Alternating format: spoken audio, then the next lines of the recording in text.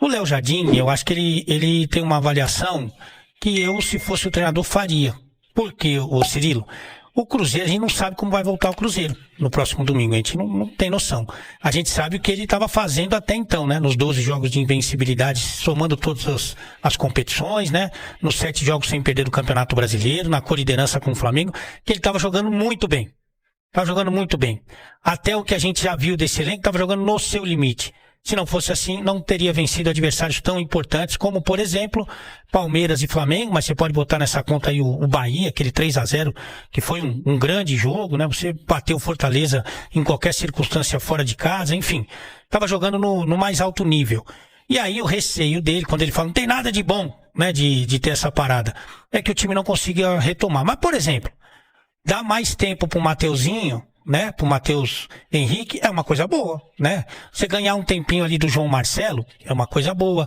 O Japa, pelo que a gente entendeu, não faz parte muito dos planos ali do Léo Jardim, mas a retomada dele também é uma coisa boa. Esse período no futebol brasileiro que, quando recomeçar e antes de parar, você não tem tempo para treinar nada, né? Você não tem tempo para treinar nada, principalmente as equipes que estão em 3 competições, não é o caso do Cruzeiro. Mas você que tem um bom treinador, como o Cruzeiro tem, um ótimo técnico, você treinar várias e várias situações, né, você ter esse período, também é favorável. Então tem alguns aspectos positivos. Agora, evidentemente que o receio dele é que o time não consiga retomar aquele nível de futebol que a gente citou. Pode acontecer sim, mas eu acho que tem outros aspectos que também ele pode trabalhar e podem ser considerados positivos, viu, Cirilo? Muito tempo de pausa e agora vem essa sequência que você falou, para você ter uma ideia.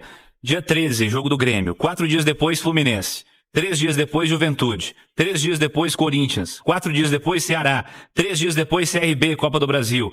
Um espaço de mais 4 dias, Botafogo. Mais 4 dias, CRB de novo.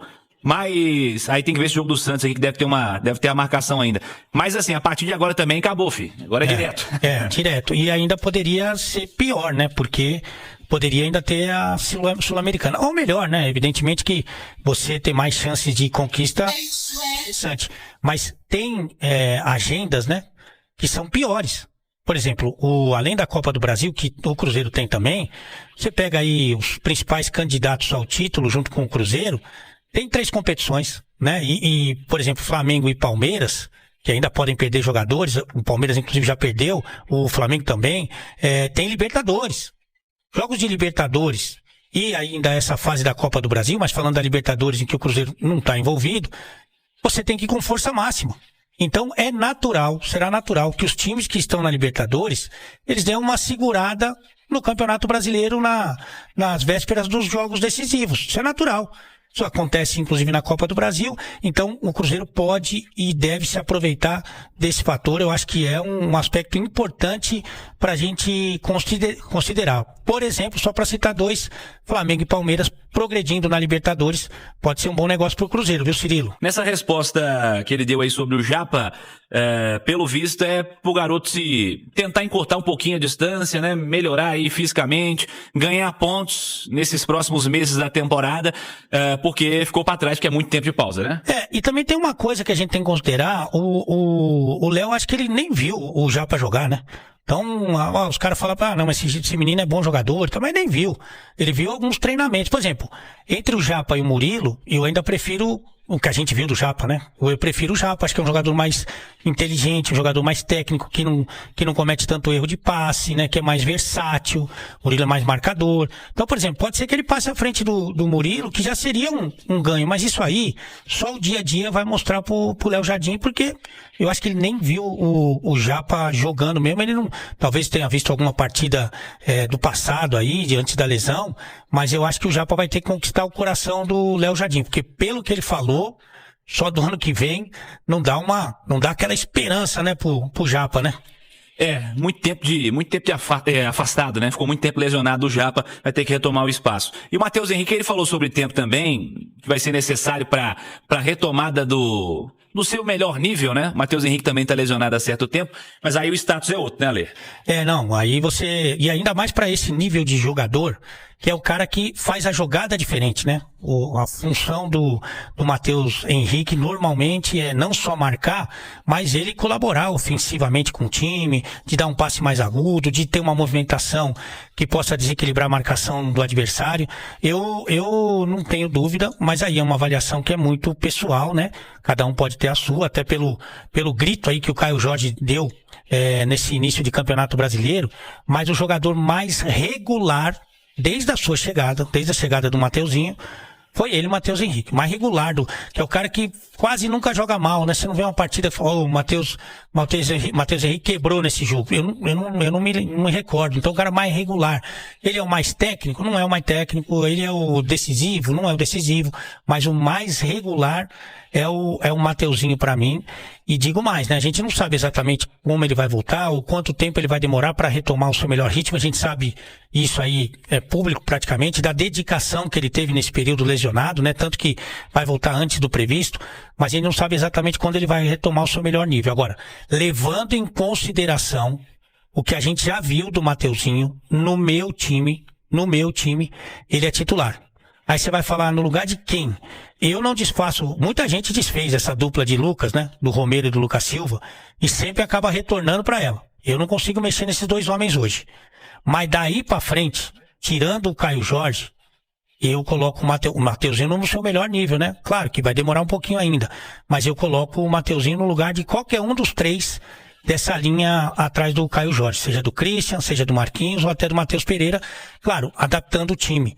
Eu até falei que o Mateuzinho pode ajudar o Gabigol, porque se você tem o Mateuzinho, você tem um jogador que marca muito bem, né? Que tem essa condição de marcação, e aí quem sabe você pode ter mais um jogador que não marque tanto. Vamos ver, porque a expectativa do Gabigol é que ele, fazendo tudo certinho, e ele tem feito a parte dele, né? Vamos falar a verdade, inclusive elogiando muito o Cruzeiro, Minas Gerais, o treinador, o que é bem bacana esse reconhecimento, porque ele recebe muito carinho por aqui. Mas vamos ver se o Gabigol foi contratado para ser estrela da companhia, né, o Cirilo? Tudo bem, ele entendeu o momento, foi pro banco de reservas, entrou e foi importante, mas ele foi contratado para ser estrela da companhia. Vamos ver se, com a chegada do Mateuzinho, de repente dá uma clareada pro Gabigol. Como você enxergou este segundo desafio do Cruzeiro na Vitória Cup, o último antes da retomada oficial da temporada, Lê? Eu super entendo que tenha algumas dificuldades naturais, né? Porque é uma retomada. Acho que as experiências que o Léo Jardim vem a fazer e tenha feito são super válidas. E cada um trata esse período e esses jogos amistosos de uma maneira, eu acho que é compreensível. Eu já vi gente, por exemplo, ô Cirilo, em algum momento tirar um jogador de campo para tentar treinar quando existe uma expulsão, por exemplo, né? Então, a verdade é que o resultado não é importante, embora seja natural que o torcedor, até a imprensa mesmo, acabe levando isso em consideração. Mas o resultado não é o mais importante. O mais importante é o treinamento mesmo, né? É você atingir alguns objetivos. Então, hoje, por exemplo, depois dessas duas experiências contra os argentinos, o time está mais jogado.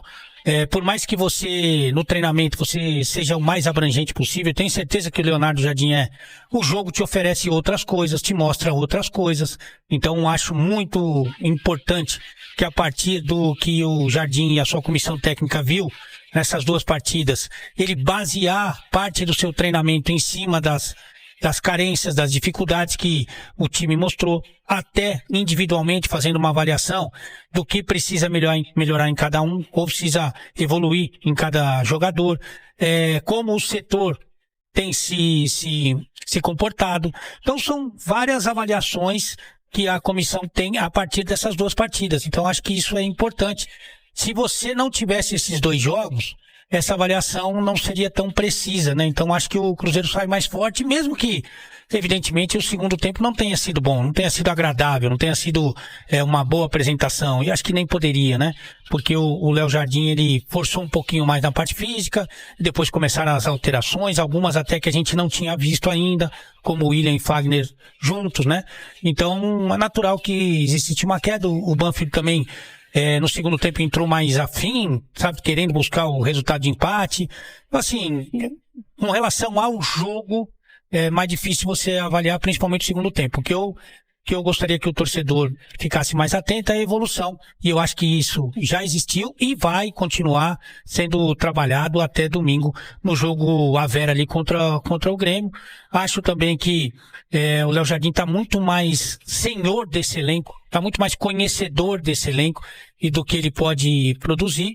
E a gente fica na expectativa dessa semana de trabalho para realmente o Cruzeiro entrar com tudo, ou voltar com tudo para o Campeonato Brasileiro. Lembrando que a Ale Oliveira fala em nome de Prefeitura de Nova Lima, o futuro mora aqui. O Piquitito falou há pouco da história do Wanderson ou Marquinhos. Vamos avaliar, né? Vamos esperar a avaliação e as notícias que o Cruzeiro vão passar referentes ao Wanderson, que hoje não foi opção entre os titulares e permaneceu como opção no banco porque sentiu aí no treino da véspera. Hoje fez aquele teste no gramado, aparentemente foi isso, e acabou deixando esse aquecimento mais cedo, não participou do jogo. A turma que estava no YouTube estava vendo os melhores momentos aí. O Wanderson não esteve entre as opções para o duelo de hoje, o Ale.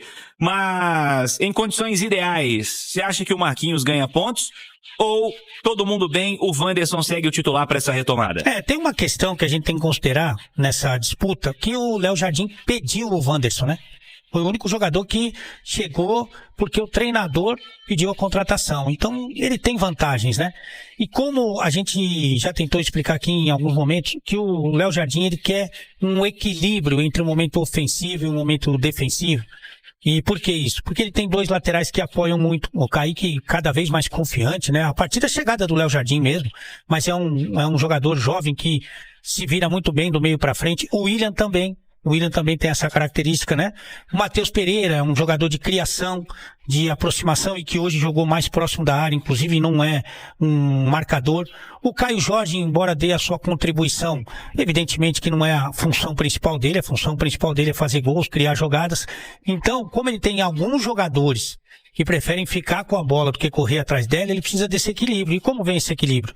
Com os zagueiros, com os dois volantes que estão muito entrosados, né? O Lucas Romero e o Lucas Silva, e a contribuição no momento defensivo de Christian e Wanderson. Hoje foi o Marquinhos. Então ele procura equilibrar o time dele justamente com esses dois jogadores de lado que marcam muito. Acho que o Wanderson, ele colabora mais defensivamente e o Marquinhos, com sequência, com confiança, sabe?